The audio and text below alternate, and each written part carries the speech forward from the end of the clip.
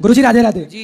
मेरा आपसे एक प्रश्न है कि अगर जीवन में सब कुछ कर्म और प्रारब्ध के अनुसार ही होता है तो फिर मनुष्य के प्रयास, पुरुषार्थ और भक्ति का हमारे जीवन में बदलने में क्या वास्तविक महत्व है? सब कुछ कर्म नहीं होता, कर्म को धर्म से जोड़ के करना ठीक है। मैं तो कसाई भी कर रहा है, लेकिन कसाई का कर्म सही थोड़ी है। कर्म चोर भी कर रहा है, चोर का कर्म सही थोड़ी है। इसलिए वही कर्म कीजिए जो सही हैं, उनका परिणाम सही होगा। अब कर्म ही सब कुछ है आप कह रहे हैं, तो ईश्वर की क्या आवश्यकता है? यही सवाल है। और ये था कि फिर मनुष्य के प्रयास, पुरुषार्थ और भक्ति का हमारे जीवन बदलने में क्या वास्तविक महत्व है? सुनो, अजामिल जैसा पापी जिसके कर्म कैसे थे कि वह घोर नरक जाता, लेकिन मरते समय उसके मुख से क्या निकल गया?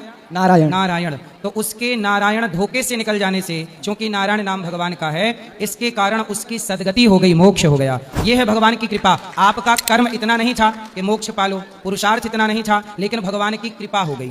तो भगवान जब कृपा करते हैं तो वह दे देते हैं जो आपका कर्म और आपका भाग्य आपको नहीं दे सकता।